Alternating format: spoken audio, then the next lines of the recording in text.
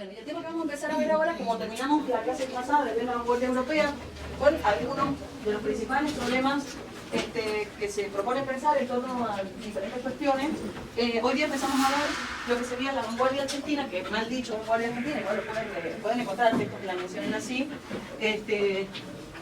Yo prefiero hablar de la modernidad crítica argentina, comunicando con Diana Wexler, que es el texto que le subí, y entonces vamos a ver Argentina, Brasil y México. Sí, algo de Brasil ya lo habíamos visto con Tarsila, pero vamos a volver a ver en sentido general en otros programas. ¿Sí? Bueno, primero y principal, es importante destacar que, creo que lo habíamos hablado, pero en Argentina, después del periodo colonial, que va a ser el siglo XIX, o sea, cuando se inicia el siglo XIX, después de la Revolución Francesa, de la Revolución de Mayo y el periodo de la independencia, el siglo XIX no va a ser un siglo que en Argentina haya muchos artistas o haya una gran producción, o sea, producción de imágenes ha habido, no vamos a negar, pero en función de cómo se escribe la historia del arte, que se piensa que el desarrollo, de alguna manera, del ámbito artístico de un país está vinculado con la aparición de las academias y el desarrollo del arte académico. Entonces, en función de ese modelo europeo, por el que se empiezan a pensar estas nuevas repúblicas, se entiende que en Argentina, el siglo XIX, estuvo bastante desprovisto de artistas. Porque, ¿quiénes son los que pasaban por acá? Por un lado, los artistas viajeros, que estaban relevando la flora, la fauna, las costumbres, y había muy pocos artistas que además eran autodidactas, ¿sí? Es decir, que tenían ciertas falencias en el dibujo, porque eran autodidactas, no habían ido a la academia. Que la mayoría pintó para el régimen rosista, el gobierno de Rosa.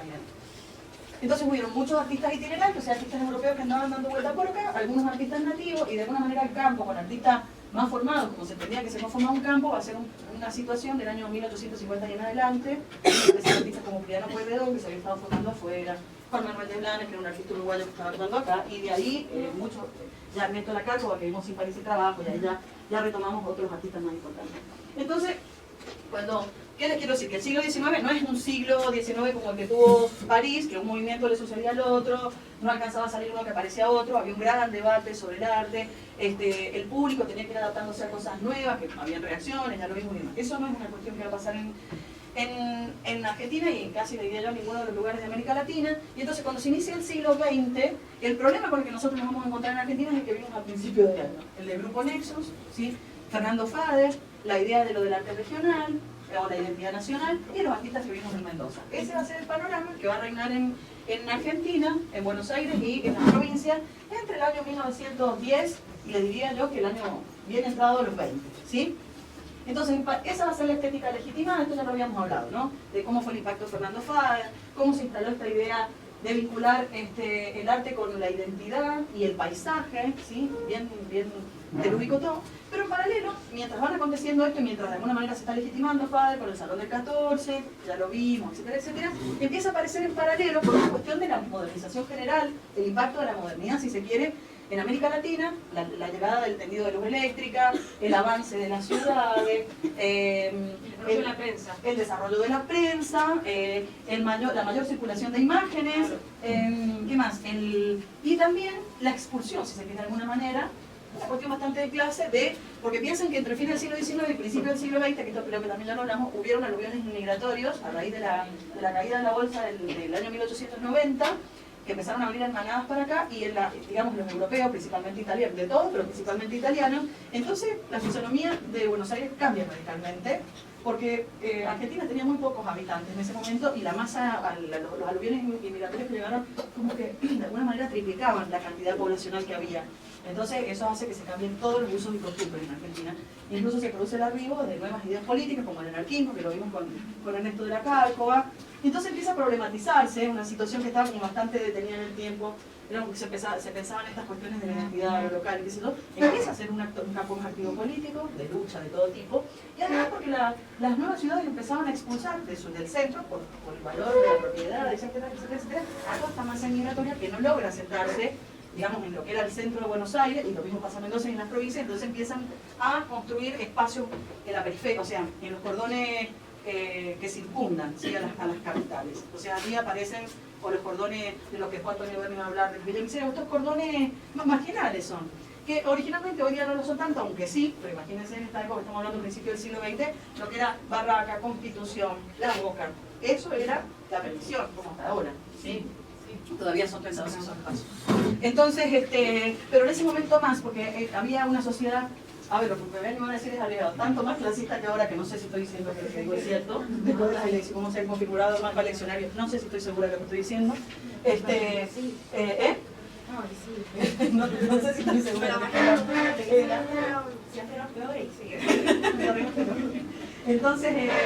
entonces, claro, empieza a configurarse una cuestión como elitista de la ciudad, del centro de la ciudad, y como medio lumpen o medio marginal esta periferia que empieza a crecer, donde había inmigrantes pobres, inmigrantes que además no incorporaron la lengua, el idioma español, y o sea que no habían forma de insertarse. Recién los hijos de esta gran masa migratoria son los que se van a insertar en la sociedad a través del idioma, de la educación pública, o sea, van a lograr incorporarse. Ese va a ser el gran problema del fin del siglo XIX y principio del siglo XX de los políticos argentinos. ¿Qué hacemos con esta masa? Que ni siquiera hablan lo mismo, no sabían ni siquiera qué idioma oficializar. Imagínense, porque los que hablaban como Liche, por ejemplo, que empezaba a hacer una mezcla entre el italiano y el español y qué sé yo, eran más que los que hablaban español. Era un problemón, ¿sí? Pero bueno, finalmente este problema empieza a resolverse con el tiempo cuando los hijos de los inmigrantes sí se insertan, sí logran insertarse a través del idioma de la educación en la sociedad argentina, ¿sí? Claro, a esto lo vamos a ver ahora. Así vamos a empezar a dar la clase eso. Los extranjeros son los que van a traer las ideas políticas nuevas como el anarquismo, el anarcosindicalismo, el socialismo, el comunismo, en ese orden, ¿sí? El primero que vamos a ver es el anarquismo en estos barrios marginales, ¿sí? Entonces, ¿qué va a pasar? Claro, aparece el conventillo, exactamente. El tango, el conventillo, y bueno, todas estas formas diferenciadas, o que por lo menos no se conocían en la cultura argentina, y aparte, no solamente, por ejemplo, el conventillo es una forma habitacional no típica de la Argentina, ¿sí? Lo mismo que eso pasa con la comida, con la ropa, o sea, por eso dicen que nosotros no somos colonia española en general, pero Argentina particularmente somos más italianos que españoles. Porque los aluviones inmigratorios que llegan, o sea, la colonia española tuvo un impacto, de alguna manera, un impacto menor acá en Argentina que en otros países de América Latina. Sin embargo, las inmigraciones tuvo un mayor impacto en Argentina que en el resto de los países de América Latina. Entonces somos re italianos. Y no se puede entender, a veces siempre somos colonia española y vienen acá y somos como un apéndice italiano. Bueno, eso es por las masas inmigratorias, ¿sí? Entonces, ¿racista? Y sí. Y sí, porque además... No, y además porque se dice que los que vinieron acá eran los de Sicilia, como claro, todos sicilianos, que eran medio mafiosos, y de ahí viene la cultura argentina, que tiene más vivo, quién hace la diferencia, quién labura menos y gana más, bueno, todo lo que es la cultura argentina es de origen italiano, siciliano. ¿Sí? Nosotros cuando nos bajamos de la estación de trenes de Pompeya, que hay en el sur, nos bajamos de la estación de trenes, estábamos con la mochila, mi pareja, nos éramos más pendejos y dijimos, esto es clase de construcción. Era igual, arquitectónicamente, la mezcla de gente, el tipo de negociación. Los gringos como ahora son iguales, la forma, todo igual, nosotros todos. Plaza, todo igual. La estación de trenes. Ahí estaba la historia así, les cuento esto porque me ha llamado mucho la atención, me dio risa, digo yo. Ahí en historia, me dio risa, pero no es para reírse, pero bueno. Allá en historia 5 hay 3 alumnas y un alumno de intercambio. Una italiana, una francesa, una brasilera y un colombiano. Entonces, ayer, por motivo de todo esto que estaba pasando en Chile, se van a la manifestación, yo no estaba ni enterada. Malísimo lo mío. Sí, a la italiana, digo yo, bueno, le digo, lo que me da risa, digo, en su propio cuerpo vivió lo que era una manifestación. Le largaron gas pimienta en la cara. La mañana ni fue, hoy no fue ni a cursar. Entonces digo yo, claro, porque te vas a la manifestación a pensar, y fue sumamente pacífica, ¿alguno de ustedes fue? Fue sumamente pacífica y los agarraron los bomberos, chorrazos de agua, hay un montón de detenidos. Me pasé yo tengo una amiga presa que es una mamá que tiene una bebé que va a todas las manifestaciones. Así es, era pacífica, si no pasé de dulce, va así con la bebé a todos lados, no se tenía bebé. Bueno, ahí se ve esta cuestión tremenda, porque era re pacífico todo, y yo digo, no, bueno, pero yo pensaba que los habían reprimido. Justo cuando yo pasé en el auto me iba a la analista y no pude doblar porque y estaban los dos, los tranvías, estaban los dos frenados ahí en Emilio Civil y Belgrano, uno de cada lado, que estaban así, un montón de gente, la policía, le dije, claro, yo no sabía qué estaba pasando, porque estaba desconectada estos días de las noticias. Y la policía conectada. Ha pasado de todo. Claro. Sí, no, he estado muy al tanto de lo de Ecuador, todo, pero justo había venido, porque estaba con una situación media desvinculada de la vida, porque una amiga que tuvo que hacer cosas más de sociabilidad y no tanto del universo que estaba pasando. Y entonces me llamó la atención y venía me dijo, che, ¿qué onda? O sea, me pareció, porque no, claro, no sabía que estaba el consulado chileno, ese es el dato que yo no manejaba. Digo, ¿qué es lo? Porque si no lo hubiera podido deducir rápidamente. Digo, ¿qué pasa acá? No entendía. Bueno, y ahora me entero de todo esto, me pareció tremendo. Y la italiana, claro, digo, claro, está ido así, vamos a la manifestación a favor de los insurgentes chilenos, le clavaron porque hay pimienta en la cara. Bueno, tiene una anécdota copada para que se vaya, porque esto ahora es dramático, pues te va y son una Estuve en copada. la selva. Claro. Para eso, esto es lo mismo. Claro. Y chorrazo de agua, si la agarraste como un chorro de agua, imagínense. Qué bárbaro. Bueno, entonces... Son vecinos específicamente. ¿Eh? Son vecinos móviles, específicamente con nosotros. Con nosotros. ¿Quiénes? Los tanos. Ah, sí. Familia italiana. Sí, con Y bueno, mi abuela tenía que irse a Italia, se quería ir de Italia y no le pudieron dar casa. O sea, un sobrino suyo. Porque era argentina. Rarísimo. En realidad mi abuela tiene nacionalidad también italiana, pero la tienen con nosotros. Ah, sí. ¿Por qué sabía? Y no nos molestamos, no vivían. ¿Por qué sabía que estamos lejos y no nos molestamos? Deberíamos nosotros estar enojados con ellos, que nos trajeron la cultura, una cultura complicada, que es siciliana, que es la que estoy señalando, que es la del... Te hago la diferencia, te hago... la que nos identifica como machista. Machista. Bueno, entonces, volviendo a nuestro tema, lapsus de situación real, de hace unas cuadritas para allá, de ayer. Entonces, ¿qué va a pasar? Esta modernidad artística en Argentina va a tener muchos matices, como van a encontrar que dice Diana Wexler, porque a veces se tiende a considerar que lo más moderno va a ser lo más rupturista, acá que tampoco tanto. Sin embargo, y Diana Wexler es la primera que hace este trabajo, que por eso yo la admiro bastante por ese trabajo que hace, que dice, no, en realidad no tenemos que pensar que la vanguardia van a ser los que vienen con los lenguajes nuevos. Porque hubieron muchos artistas que estuvieron rompiendo los límites, si se quiere, que estaban establecidos hasta el momento para la producción, la circulación y la recepción del arte, que fueron haciendo cambios en Argentina y que a veces el lenguaje visual, o sea, el lenguaje de las obras, no era tan rupturista, pero sí las acciones que llamaban adelante. ¿Sí? Entonces, por ejemplo, antes que apareciera, porque de alguna manera esta modernidad, si se quiere, más vanguardista, entre comillas, va a ser un problema en la década del 20 y del 30, tanto en Argentina como en América Latina. En Argentina va a empezar a actuar un grupo que se van a autodenominar artistas del pueblo, que puede tener varios nombres, primero el Grupo Los Cinco, no sé qué, finalmente, primero creo que se llamaba la escuela, no me acuerdo, después el Grupo Los Cinco, y finalmente se autodenominan los artistas del pueblo, que fíjense que para el año de conformación de este grupo, que va a ser más o menos en el 16, es bastante reciente, con una alta conciencia ya y toma de posición política, ¿no? Porque más artistas del pueblo en esa época no era...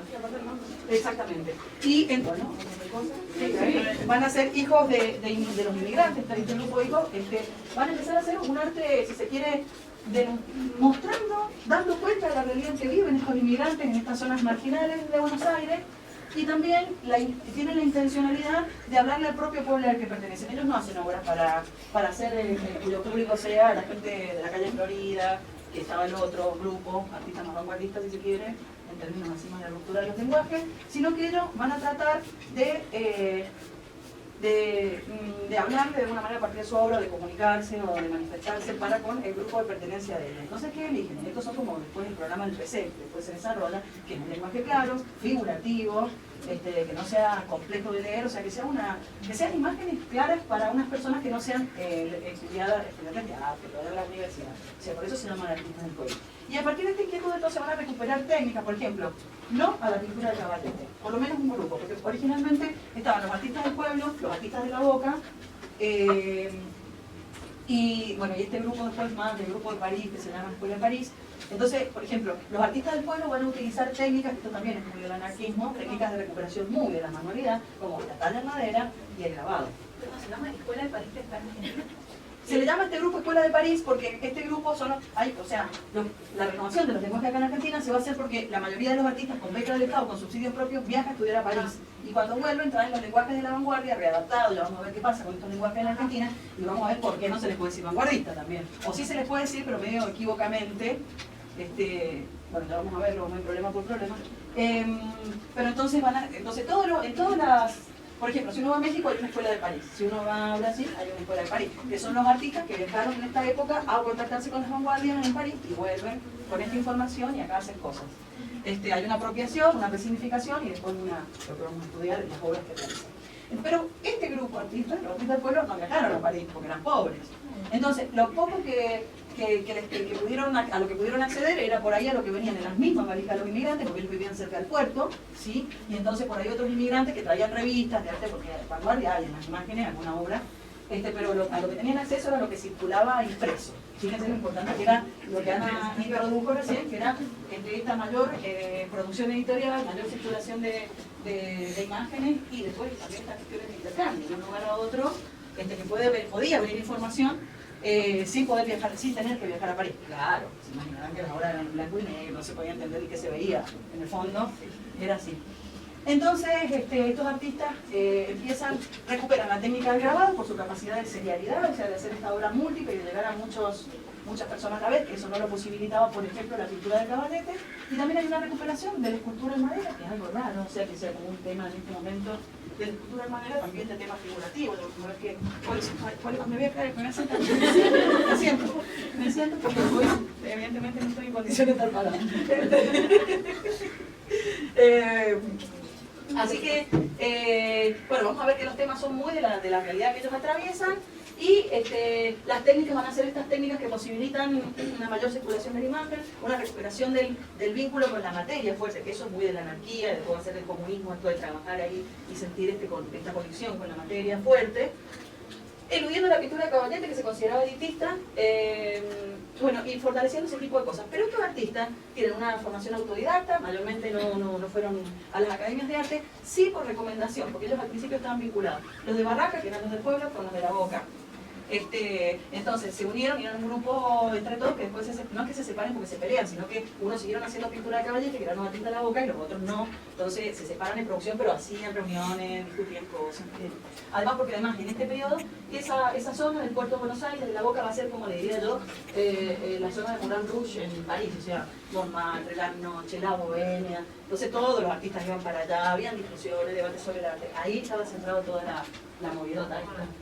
Entonces estos artistas tienen una formación autodidacta, pero lo que había ocurrido es que en el año 1905, en Buenos Aires se había creado la primera academia que tuvo Argentina, si quiere, que tuvo una actividad sostenida. La Academia de Arte se funda en el año 1905 con dos sedes, una más en capital, en la Cava, Orilla, una más céntrico, más de un fácil acceso, y la otra sí estaba, como dicen, como al sur, que estaba en Barraca, no sé si estaba en la Boca o en Barraca, la otra sede de la escuela. Entonces, este grupo de artistas que no quería ir a las academias, no quería participar de este circuito, son convencidos por uno de los artistas, creo que era Eduardo Stannaro, que era uno de los artistas más grandes de la Boca, para que fueran a estudiar a esa sede, que estaba ahí cerca donde ellos vivían, en el que daba clases Pío Colibarino, que en ese momento era el director de la... ¿de qué era? De la Academia, no, de la Comisión Nacional de Arte Plástica. O sea, ocupaba un lugar de poder, y él era el que había recuperado y había como reinsertado, si se quiere en Argentina, la técnica del agua fuerte. ¿Sí? Pío Colibarino, en esta academia nueva, ya les anoto los nombres, por cierto. ¿Tenés libro? Sí, tengo. Pío Colibarino, en esta nueva academia, en esta academia del sur, como les digo. Entonces este grupo de artistas se hacen de abajo, que no querían ir a la academia, pero van a tomar clases de agua fuerte y de las técnicas de grabado en general. Entonces eso es lo que yo les posibilita desarrollar esa dimensión técnica, si se quiere, o de formato artístico, que de otra manera no lo hubiesen podido hacer. Pero además, estos artistas querían, como todos los artistas, ser reconocidos, ganar premios y hacer todo ese tipo de cosas. Entonces empiezan a enviar al Salón Nacional, que era el máximo órgano de legitimación, creado en el año 1914 en Buenos Aires, cuyo primer premio lo gana, no sé si se acuerdan. ¿Quién gana el Salón Nacional del 14? Fader, exactamente. Fernando Fader con la obra Los Mantones de Manila. O sea, fíjense que estaba legitimando el Salón Nacional de Bellas Artes con apoyo de la Comisión Nacional de Bellas Artes, que era donde estaba Pío Colibarino. ¿Qué pasa con estos artistas? Estos artistas enviaban sus obras y automáticamente eran rechazados. Por los temas, por la técnica, pero sobre todo por los temas. ¿Sí? Y por la técnica. Porque no es lo mismo estar frente a los Mantones de Manila, o sea, desde este comentario de una profesión elitista lo estoy diciendo, frente a los Mantones de Manila, que era un cuadro grande, un cuadro con mucha pintura, a unos grabaditos así, en blanco y negro, que estaban hablando de unas temáticas sociales que a nadie le importaba ni nadie podía ver. Entonces, rechazo. Entonces, ¿qué hacen estos artistas? Y en esto, si son modernos, crean un contracircuito, digamos, crean un circuito para poder exhibir sus propias obras, como por ejemplo lo que pasó en París, cuando a la mayoría de los impresionistas quedaban fuera de las exposiciones universales, porque no se entendía por una crítica. Entonces, ¿qué hacen? Se crea el Salón de los Rechazados. Pero el Salón de los Rechazados no lo crearon los artistas, lo creó el rey de ese momento. O sea, fue una movida del Estado, del mismo poder hegemónico, que había tanto bardo que crean el Salón de los Rechazados. Lo que sí iban a hacer los los impresionistas pueden crear el Salón de los Independientes. Eso sí lo hacen, pero el Salón de los Rechazados fue una propuesta, digamos, del Estado. Acá en Argentina, el Salón de los Rechazados fue una propuesta de este grupo de artistas, que quedaron rechazados el salón, se volaron, entonces hicieron el Salón de los Rechazados sin jurados y sin premios. ¿Sí? Entonces ahí empiezan a exhibirse todas las obras que quedaron fuera del salón. Pero además no fue la única iniciativa que tuvieron. Después crearon otro salón que fue el Salón de los Independientes. Además se dieron cuenta que los artistas estaban muy desprotegidos, que eso ha llegado hasta el día de hoy, los artistas están muy desprotegidos. Entonces, ¿qué hacen? Pues fíjense que esto es muy temprano, crearon un gremio. Empezaron a trabajar para crear un gremio de artistas, escultores, grabadores, creo que eran, que lo estuvo funcionando pero no prosperó mucho. Entonces ellos van creando un circuito alternativo, empiezan a nuclearse con proyectos editoriales como la revista Claridad. Por eso siempre estos grupos se lo conoce como, también, una de las formas que se los ha identificado como el grupo de Boedo, a los artistas del pueblo, porque ahí había una revista anarquista, que era Claridad, y el grupo de Florida, que está en la calle Florida, que es el centro porteño, Ese era más elitista. súper elitista, claro, que tenía la revista Martín Fierro. Entonces se los conoce, claro, en donde estaba Borges, Nora Borges, ¿se acuerdan que esto lo habíamos visto cuando vimos a Nora Borges? Y que incluso no sé si vimos en manifiesto. Entonces estaban ahí estos artistas, por otro lado estaban estos artistas.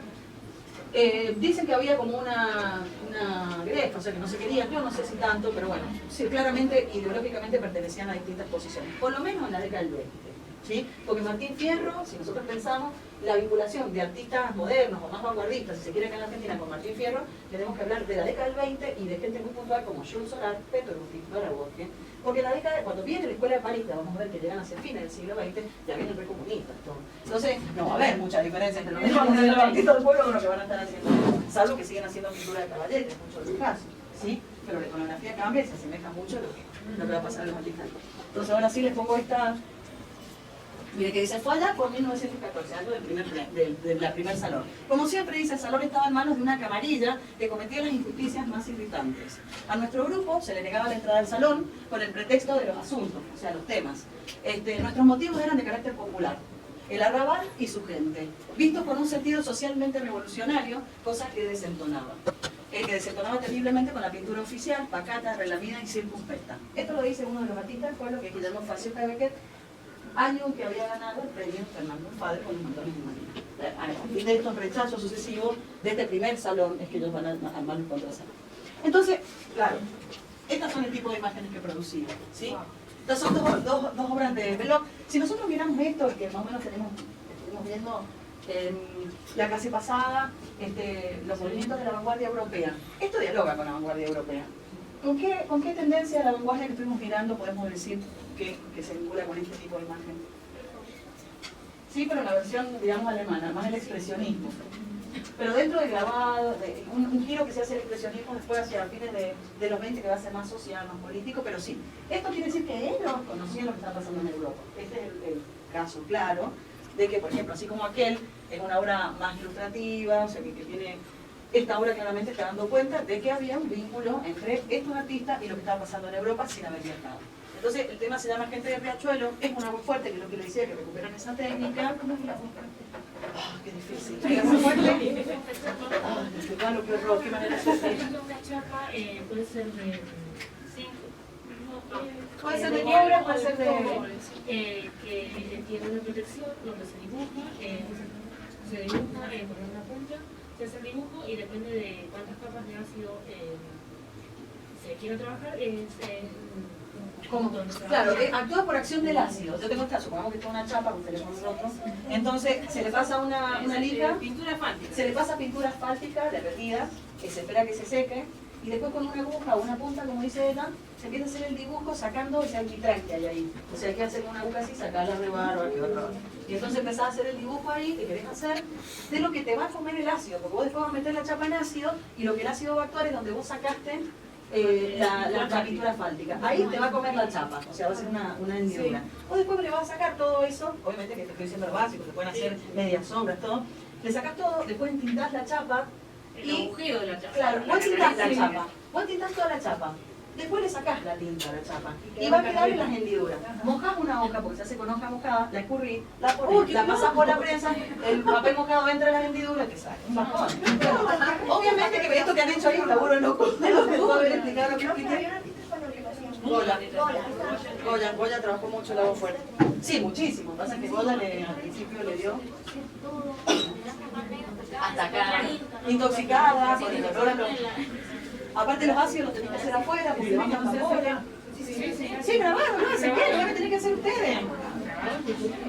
No, lo tienen que hacer, salvo que nos agarre el cambio de plan y lo van a tener que hacer. Claro, exactamente. Sí, lo van a aprender, lo que pasa es que hay otras modalidades ahora no tóxicas. Por ejemplo, Daniel Fernández, lo conocen, inventó a una máquina arenadora. Entonces vos te pones una guaita, le grabas, vos agarras, haces lo mismo en la chapa, pero en lugar de pasarle ácido hay unos guantes, ahí que vos metés así, empieza a volar la arena y te empieza a hacer la erosión, que podría ser el ácido, pero sí. Sí, no, sí, ¿Es científico loco? claro, es científico loco también, exactamente. Ha hecho muchos inventos. El Daniel Fernández, el que tiene el dibujo 1. Bueno, que también está hasta ahora programado en grado, sí. Entonces tiene esa maquinola y otras cosas que se están tendiendo a hacer unas cuestiones no tóxicas, ¿sí? Pero bueno, lo que nosotros estamos hablando es la situación tradicional del agua fuerte. Bueno, entonces aparecen este tipo de imágenes, fíjense los títulos, que dan por los asuntos, que dice que son los temas. Uno son gente de riachuelo, que a nadie le importaba, y el otro son pescadores y vagos, claro. No había forma que estos temas tuvieran algún tipo de impacto, de interés. Claro.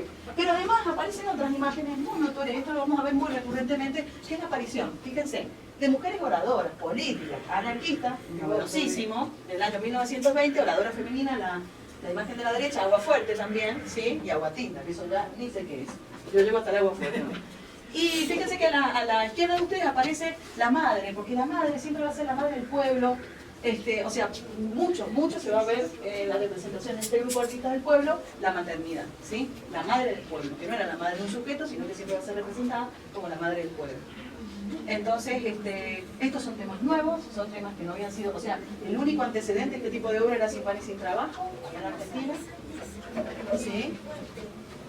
No, miren, en Agua Fuerte, hacer esto que estamos viendo acá es una locura. Y aquello también. O sea, es obviamente que Debe ser cobre la base de aquel por el tipo de detalle. El cobre es muy blando y permite mucho trabajo. Dura más, dura menos, pero allá. Ya. Bueno, entonces claramente estos temas que van a ser muy diferenciados de los temas que van a ser los artistas del 20, en el 30 se retoman temas de este tipo ya con otra perspectiva, pero sí, entonces son temas novedosos, con una técnica novedosa, que están dando cuenta de la cotidianidad, temas un poco trascendentes también, de zonas de los arrabales, o sea, realmente no había... O sea, en ese momento, y entendiendo, por ejemplo, cuál era el pensamiento de Fernando Fader, que ya lo analizaron ustedes en el trabajo práctico, y era el pensamiento de época de Fernando Fader, bueno, el pensamiento hegemónico.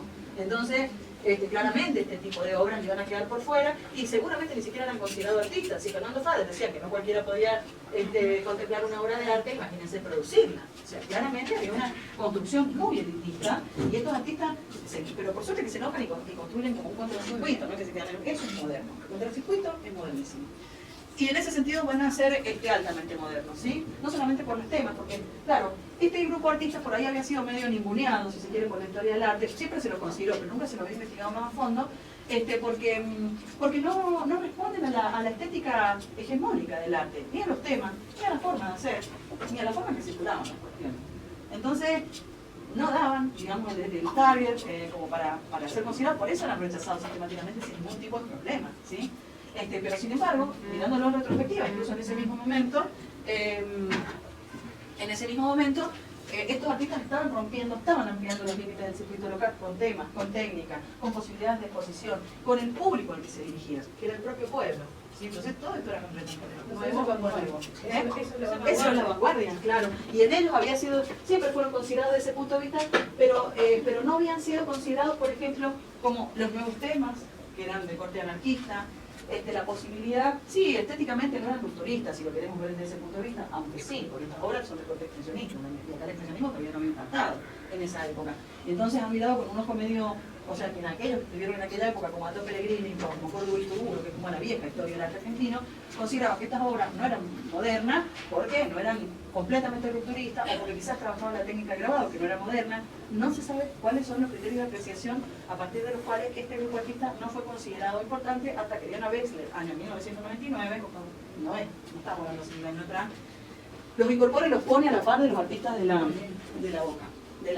Florida. Entonces, bueno, es la misma temática. No, claro, fíjense la obra El Velorio, la obra de la izquierda, de la serie El Conventido. Esa es un alito sobre papel.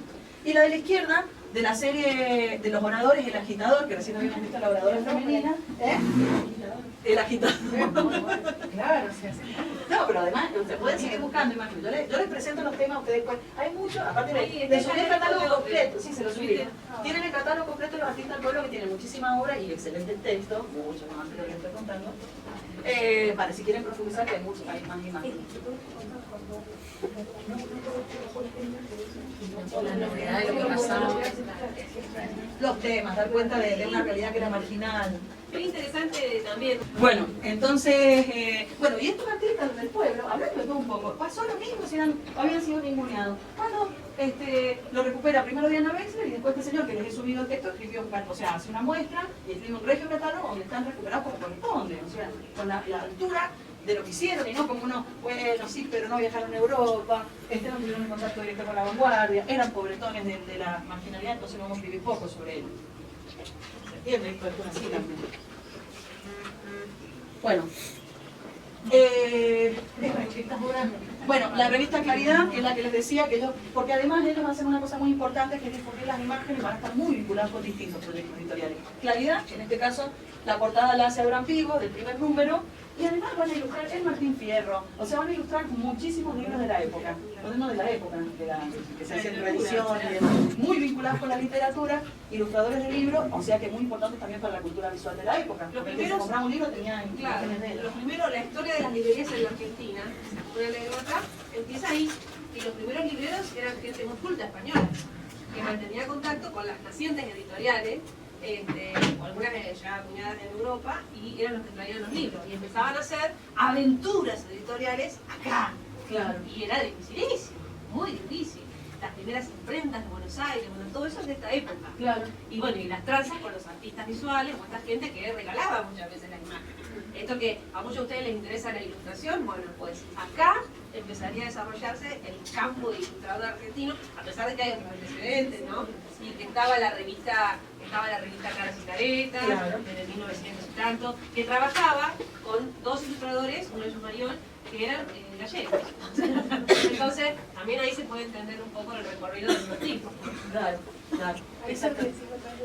¿Se acuerdan cuando le dije que está guiando al pueblo? Que le dije, esta obra va a ser cabeza de serie de cantidad de obras que después se busque trabajar, o sea, que se quiera, de alguna manera, los artistas quieran referirse a la libertad, a lo subversivo, a las luchas. Bueno, ahí tienen una versión, una argentina, que la hizo Guillermo Facio Heber, que se llama Bandera Roja, es una litografía sobre papel, en la que utiliza el mismo esquema de construcción que La Libertad guiando al pueblo del Veracruz. ¿Sí? Lo vimos acá. El mismo esquema que se va a desarrollar en toda la obra fichística de Montón de la década del 70. Exactamente. En todo lo que fue el Stencil Montonero y del ERP, y bueno, de los grupos de ese momento. Claro. Sí, va a ser una obra enormemente pregnante, lo que se va a modificar, que por ejemplo la obra de la Croix, quien levanta la bandera, siempre va a ser la libertad, o sea, femenina, perdón, y acá masculino, pero la estructura es la misma, fíjense, la bandera levantada, el tipo que levanta la bandera sosteniendo a alguien desvanecido muerto, no sé, y después la batalla, la guerra, la resistencia. Le puse nuestra punta, El Niño de la Calle, 1913, muy temprana esta obra. Después la que le sigue se llama Mujeres del Pueblo con Caserío. Fíjense, El Niño de la Calle, Mujeres del Pueblo con Caserío. Y la tercera, la que tiene a su derecha, es Madre del Pueblo. Que es lo que yo les decía, mucha maternidad representada como Madre del Pueblo, y también mucha desgracia de funerales de pobres, los niños que no tienen que comer, o el niño de la calle, bueno, toda esta realidad que formaba parte de la realidad cotidiana de esta gente que vivía en los márgenes de como muy bien después se señala en los 60, la zona donde se tiran los que después se tiran los del centro, que marca Berni con Juanito Laguna y Ramona Muriel. Riganelli. Es Riganelli, no Riganelli. Es Riganelli, le escapé de escribir. Entonces, fíjense que acá aparece esto que les decía yo, que es lo mismo que ocurre con el agua fuerte y otras técnicas. También utilizan la silografía, en la que aparece esta cosa de la manualidad, de la cosa noble, del trabajo lento, bueno, y claramente con un oficio importante, se graba la cabeza del niño, ¿sí? Entonces, bueno, bien interesante las propuestas que tienen. Pucha, qué lástima que no traje una reflexión que había. Bueno, estas obras son ya alejados de lo que estamos viendo, si bien eran un grupo que los unía ideológicamente el mismo problema de convivencia, etcétera, etcétera. En un momento empiezan a trabajar diferenciado, por eso aparece los artistas del pueblo, que primero se van a llamar el grupo de los 5, después terminan siendo los artistas del pueblo, y después va a estar más vinculado con Barraca, los artistas de la Boca, que sí van a seguir apegados a la pintura de Caballero, ¿sí? Entonces estos artistas de la Boca van a ser autodidactas, por lo menos Cualquiera, que es más conocido, otros van a ir, no todos son autodidactas, pero sí va a haber un grupo de autodidactas que se van a formar con un italiano que llega a la Boca a fines del siglo XIX, que se llama Alfredo Lazzari, y que había estado vinculado con la versión que se hizo del impresionismo en España, que se le llamaban los macchiaioli, o los manchadores, ¿sí? Pero claro, no eran específicamente impresionistas en términos de cómo buscaban la luz, los contrastes de color. Pero sí la mancha, fíjense en esta obra de arriba, ¿quién no les traje una? No les traje una de esas, no lo traje solo, ¿Trajiste, Victorica? creo que sí traje una, ya me voy a fijar. Entonces, Alfredo Lazzari empieza a hacer, le enseña a Benito Quintela Martín y a otro grupo este tipo de imágenes en este orden. Primero la de arriba, que fíjense que es una obra bastante diferenciada de la de abajo. ¿Por qué? ¿Por qué la obra de arriba es distinta a la de abajo? Cuando tocan el mismo tema, que es el barco, el puerto de la Boca. Sí, sobre todo la técnica, claro. El color más o menos ahí, pero la técnica, la pincelada es diferente, fíjate cómo modifica. Pero los barcos no son ahora, ¿no? Sí, eso sí. Lo que pasa es que están recorriendo una obra recortada abajo, pero lo que quiero decir es que Alfredo Lazzari llega pintando así, tiene muchos cuadros pintados exactamente así, y muchos cuadros pintados exactamente así. ¿Sí? O sea, ¿qué les quiero decir? Que aparece esta idea de maestro-discípulo, una tradición, empieza a haber una tradición en la Boca muy vinculada a la estética de Alfredo Lazzari. Sobre todo en Benito Quintela Martín. ¿No te gusta? No me gusta que se haga eso, que se haga. Y lo que pasa es que son autodidactas, pues Benito Quintela Martín de alguna manera se distancia. Es por la inseguridad, tal vez, por decir, autodidacta, de copio. No, o porque el tipo le enseñó a También es una manera de aprender. Sí, pero bueno, no se deja fluir la propia personalidad. Benito Quintela Martín, a mí me llamó mucho la atención, porque yo pensé que la estética de Benito Quintela Martín era de él, la había cultivado él. Yo también. Pero cuando veo la obra de Alfredo Lazzari, que tiene estas dos etapas, digo, bueno, son re parecidas, la paleta, el color y eso que Quintela Martín es un artista muy conocido y comercialmente muy exitoso. Sí, yo solo conocía a Quintela, no sabía tampoco de dónde venía la influencia. Sí, viene la influencia de un artista italiano que vivía allí y que formó a estos pintores autodidactas, como Quintela Martín, que nunca fue a la universidad, y a otro grupo de artistas, que es una selección muy chica, porque digo, tenemos tanto tiempo, tenemos que ver los cristianos. Pero ustedes pueden investigarlos. Alfredo Lazzari se llama Lazzari, con Z. Creo que tiene doble Z. No traje de un Victorica, porque si era que a ver qué traía. Traje de la cámara. Bueno, otros artistas de la Boca, si bien muchos se abocaron a la representación del pueblo, del puerto, hay otros artistas que van a escribir a un tema que va a ser muy moderno en esta época, que es la naturaleza muerta, que lo habíamos visto en la vanguardia parisina, ¿sí? En el caso Cézanne, por ejemplo, que había estado, que toman estos temas, que son temas anecdóticos, o sea, que son temas que no son tan pesados como los de los artistas del pueblo, o temáticas en las que justamente la representación te haga, te meta o te haga que te interese más por el tema que por la forma de la pintura, ¿sí? O sea, tiene sentido que no otra vez como que era para explicar el paso de la vida, el paso del tiempo, o cómo se... la vanidad, la vanidad no. Esto acá, sentido. no, acá los temas, el sentido que tiene cuando se empiezan a pintar naturaleza muerta en esta época es tratar de experimentar, ¿sí? Estas nuevas formas de pintura a través de la mancha y estas cuestiones, con temas que no hagan de alguna manera perder la atención de quien está mirando el cuadro. Por eso se elimina la anécdota del cuadro, que la anécdota es el tema, por ejemplo, pescadores y vagos o el velorio. Esos temas anecdóticos que uno se pone a mirar a ver quién se murió, quién está en el velorio, a ver cómo se representó el tema que hay en las paredes, o sea, perdidos, estamos ahí en el tema. Entonces cuando se representa naturaleza muerta, como el tema no importa, uno se empieza a ver cómo está ubicada la naturaleza muerta, esa es la idea, ¿sí? ¿Alguien quería hacer alguna observación? ¿Alguien quería hablar? Sí. Fuera del tema, ¿cuál es la diferencia entre naturaleza muerta y bodegón? Igual. ¿Lo mismo? Sí, creo que sí, se lo llaman indistintamente igual. Lo que pasa es que en una época se lo llamó bodegón y también depende del lugar, y después naturaleza muerta.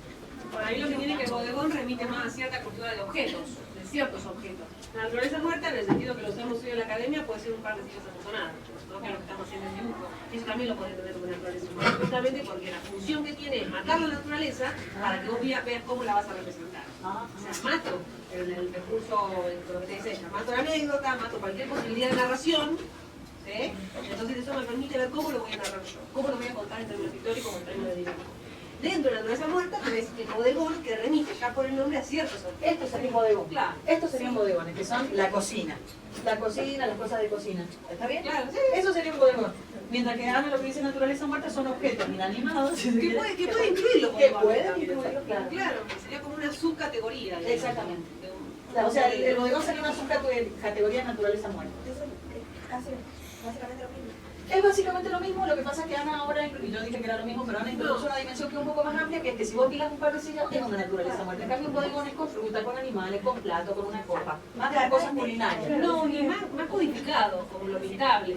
Nosotros, por ejemplo, en el dibujo 2, que se llama figura humana, falló el modelo y tenemos unos muñecos ahí que ponemos, y es más una naturaleza muerta, unos guantes para trabajar manos, es una naturaleza muerta. En realidad no es bella en un sentido cesaniano, etc. Pero vos estás poniendo algo estático, entonces se va a mover para que el problema pase a ser cómo lo vas a dibujar, cómo lo vas a representar. Eso es naturaleza muerta. Eso, claro, es como un genérico, porque cuando nosotros ponemos en el programa naturaleza muerta, estamos definiendo a todos. Pero el bodegón es lo que yo estoy diciendo. Sí, sí, lo que O sea, el pasa es bodegón que- son cosas de cocina, un bodegón puede ser otra cosa. Claro, habría que ver. tocador, cosas así, mientras esté mostrado con De tocador son de toilet. Pero De la cena de toilet. habría que rastrear bien. cuál es el Sí, límite. claro, es una pregunta, no sabemos cuál es el límite que corta una Fue cosa. una discusión con mi mamá de si bodegón y naturaleza muerta es lo mismo. Estamos, es lo mismo, él sí. Pareciera, pero no pero es lo no. mismo. Pero sí, pero no. El que yo al bodegón lo veo como más, como que está armado específicamente de una manera estratégica, Ujú. y que tiene una técnica totalmente diferente a esto. Se ve como más relamido, de Claro, pasa con o sala sea, de como es un bodegones. bodegón clásico. Claro, que es el tema también. Bodegones se le llamaba hasta un momento de la historia a estos temas que vos estás hablando, que tienen una forma de representación particular con esa pintura más así, sobadita, de claroscuro, digamos. Y no esto moderno. Cuando empieza la cuestión más moderna, se empieza la más naturaleza muerta más que bodegón. Y quizás la diferencia sea esa, la que está marcando Claro, porque en el bodegón se pueden ver frutas podridas.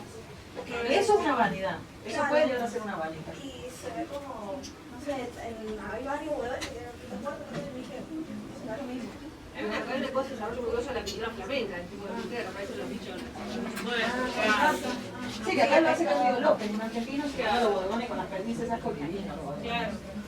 Habría que investigar un poco más, porque por ahí la poteca también es un término italiano, ¿no? Entonces, por ahí tiene que ver con cierto rasgo cultural, o cierta herencia estética, hablar de bodegón específicamente. Claro.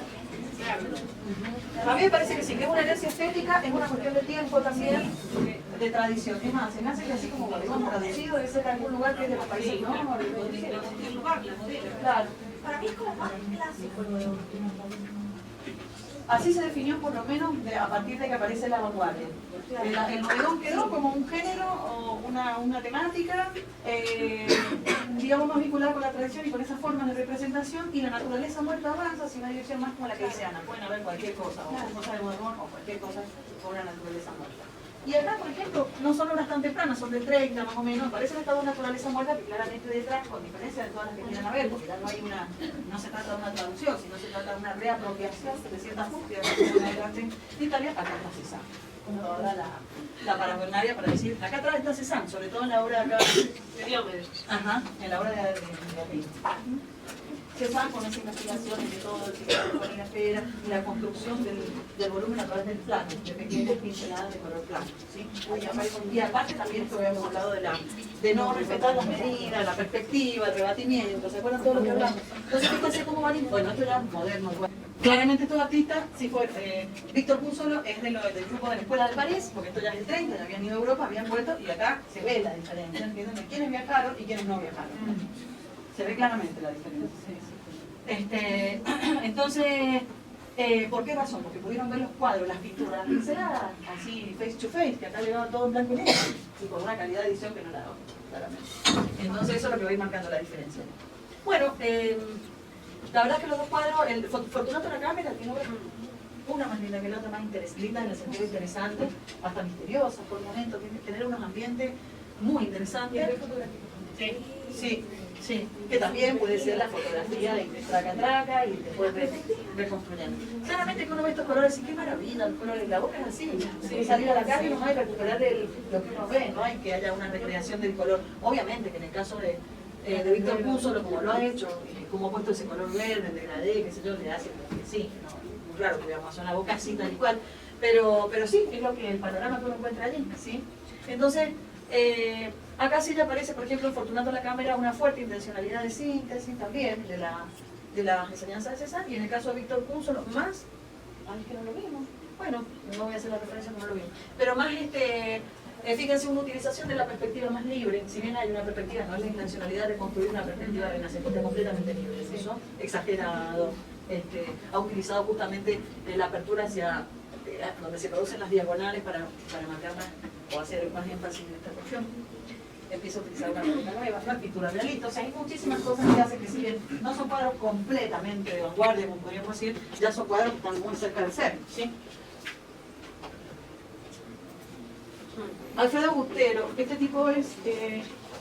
Alfredo Bustero es buenísimo, a mí me encanta. Alfredo Bustero es un artista argentino que estuvo viviendo muchísimo tiempo en Europa, se formó estuvo en Italia, conoció a los clásicos, se interesó mucho por la cultura clásica, estuvo en París en época de las vanguardias y bueno, estuvo también muy relacionado al pasado. La clase que viene les voy a mostrar la pintura, pero no puedo avanzar, no encuentro pintura metafísica, esto es una deriva de la pintura metafísica. Me di cuenta que recién. Sí, de la pintura metafísica europea, así que la clase que viene, cuando voy a retomar la vanguardia europea, les voy a dar pintura metafísica y un poco de surrealismo para que vean que lo que va a impactar, sobre todo acá en Argentina, que se van a vincular estos artistas es con Cézanne, o sea, con la enseñanza de Cézanne, con el cubismo y con la pintura metafísica. Y si no ven pintura metafísica no saben cómo lo pueden usar. Exactamente. Bueno, pero fíjense, más allá de eso que lo vamos a retomar y vamos a revisar estas obras, es interesante también ver cómo aparecen estos nuevos temas, no solamente, como vimos, en el caso de los artistas del pueblo, con esta temática anarquista, sino además en el caso de los artistas de la Boca, con Lázaro y con Benito Vigela Martín también aparecen nuevos temas, que es la nueva actividad del puerto, que se empieza a industrializar. Entonces aparecen estas nuevas fábricas que empiezan a traer, los astilleros, las fábricas que empiezan a instalarse ahí, los humos, las chimeneas industriales, bueno, todo eso que da cuenta de una ciudad que se va modernizando, ¿sí? Modernizando en términos cosmopolitas, de grandes ciudades, ¿sí? Y que entonces los artistas empiezan a dar cuenta de esa actividad. Algunos positivamente, otros no tan positivamente, justamente por lo que empieza a generar este asentamiento de lo cosmopolita, que van a ser estos cordones urbanos, que van a ir avanzando todo el tiempo, de alguna manera así expulsando a la pobreza, que todavía es así. Entonces, esto forma parte de esto, ¿no? Elevadores rosarinos. Elevadores rosarinos era una cuestión también muy vinculada con el puerto. ¿Conocen Rosario? ¿Conocen el macro? Bueno, Rosario, después de Buenos Aires, es una de las capitales culturales más importantes del país. Cultural y de otras cosas, no solamente por la cantidad de gente, sino por el desarrollo artístico, la proximidad con Buenos Aires, las posibilidades de intercambio, ¿no? Entonces, de alguna manera, la modernidad que se va a llevar adelante en Buenos Aires también va a ser compartida de alguna manera con Rosario, que también tiene un megarío, no tan grande como el de La Plata y conectado al mar, pero sí. Entonces, tiene toda una actividad también allí, en los márgenes del río, que es el Paraná, ¿qué pasó por ahí? El Paraná. Sí, la verdad, sí. Exactamente, y que van a ver como ahora que el MACRO, el Museo de Arte Contemporáneo Rosario, eran antiguos silos de guarda de granos, ¿sí? Entonces, eso también estaba compartido con Buenos Aires, como estos nuevos temas, son completamente novedosos, empiezan a formar parte de la pintura, que es la transformación de esta ciudad premoderna a una ciudad moderna y cosmopolita. Entonces, todo esto empieza a dar cuenta de eso. Ahora, si lo miramos, detrás de esto también está Cézanne, hay una síntesis formal, que eso es importante, pero hay una intencionalidad volumétrica, que eso es la pintura metafísica. Un alejamiento del color que las cosas tienen, un alejamiento del color local, ¿no? Se aleja del color local, por más que sea un atardecer, la cantidad de matices está reducida, ¿no? Una síntesis a la cubista sería un plano, otro plano, pero no hay mucho. Ese cliente rojo se rebate por el rojo mismo. Claro, exactamente.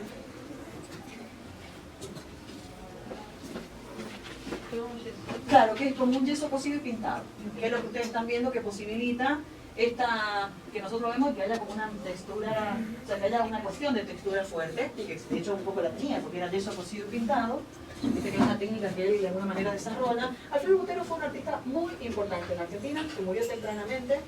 Vino, o sea, él hizo toda su formación en Europa, viene del primer grupo que llega en el 20, y es un gran animador, así como fueron los artistas del pueblo en esta franja, digamos, poblacional a la que pertenecían. Alfredo Butero trabajó mucho, porque ustedes piensen que estos artistas que llegan formados de Europa, con estos lenguajes nuevos, rechazados por la sociedad, tienen que volver a crear otros espacios, porque el Salón Nacional no los albergaba. Bueno, todos estos problemas de los lenguajes nuevos, va a haber un rechazo.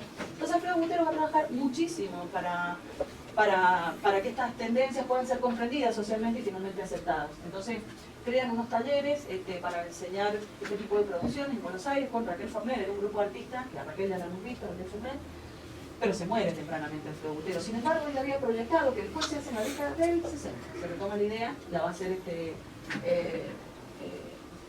me sale Gripo porque es todo de muerte, no, el otro, Alberto Greco. Lo va a hacer Alberto Greco con un grupo de artistas que son, o sea, la idea que tenía Alfredo Butero era hacer un museo ambulante, hacer un camioncito, una cosita, llevar las obras y que se hacen los 70. Pero él había tenido esta idea.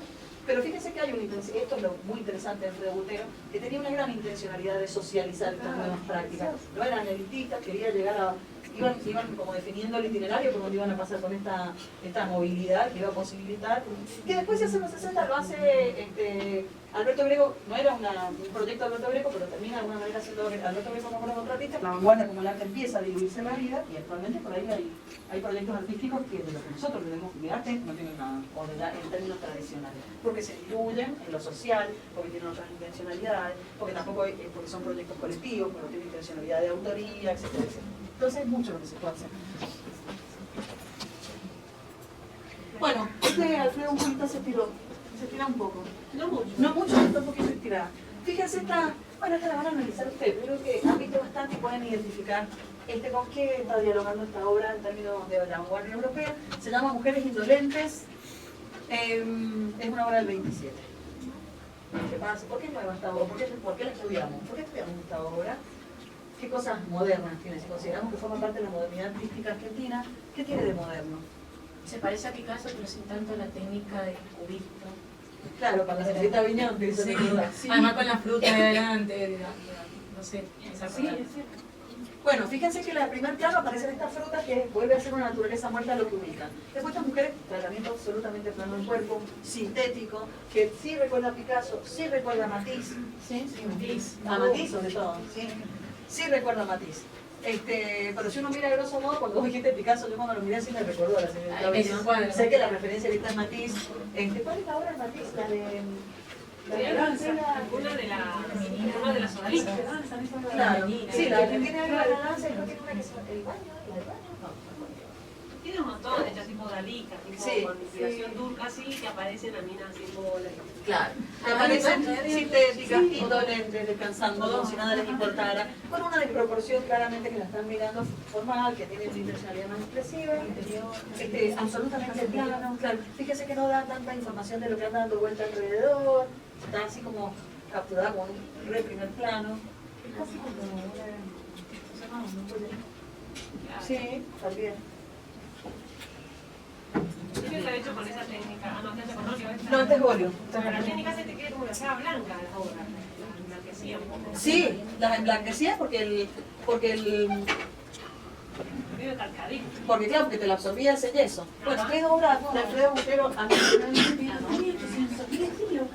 claro, porque investigó mucho la pintura clásica. Acá se le nota claramente el renacimiento de Transcurrence. Muy. Y sobre todo en el tema de la anunciación, un tema más renacentista imposible. La anunciación. Pero bueno, anunciación o no anunciación, ahí sí que hay cubismo puro, síntesis formada, los de Sanz, ¿sí?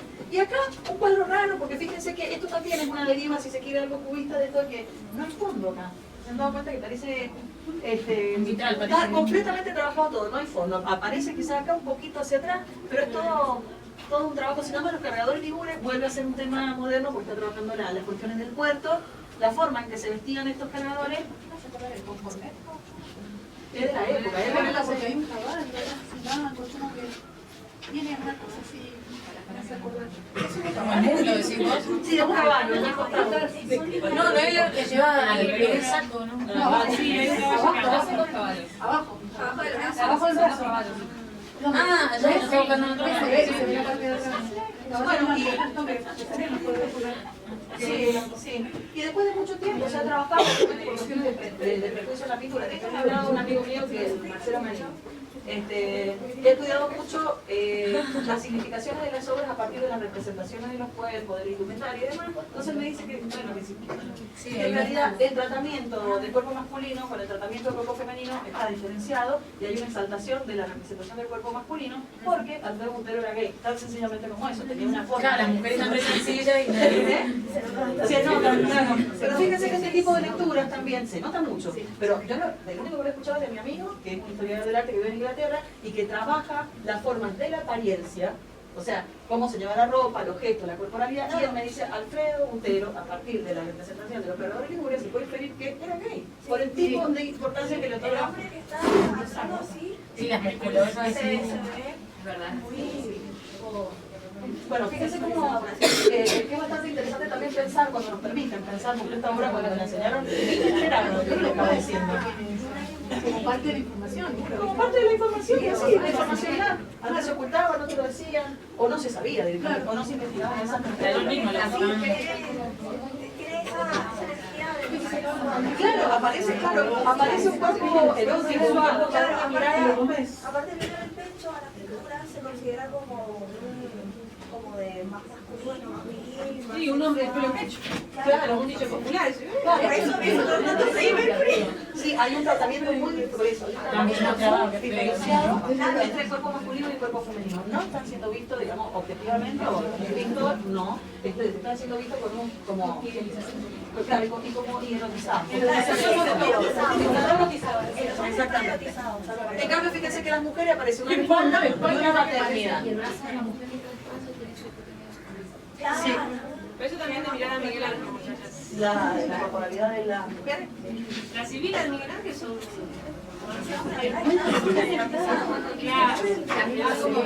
Claro, las posiciones, claro. Se ve como muy renacentista.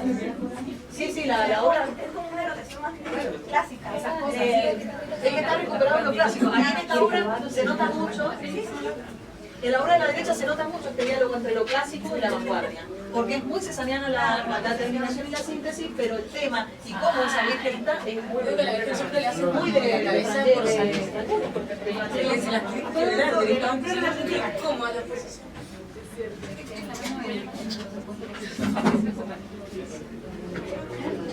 ¿La qué? Bueno, esta obra, por ejemplo, esta obra se la muestro porque es llamada, pero esta obra sí podría ser abordada desde la perspectiva queer, ¿sí? Porque desde la perspectiva queer permitiría profundizar más estos temas que dentro de la historia del arte tradicional, sí, lo vamos a ver. Pero yo también construí la obra, tuve que leer de arte queer y ver qué obra se organizó a partir de los queer y vamos a trabajar en eso. Bueno, y no sé qué hora es, pero tenemos que pasar a la escuela de París. Ya es la hora, bueno, llegamos acá.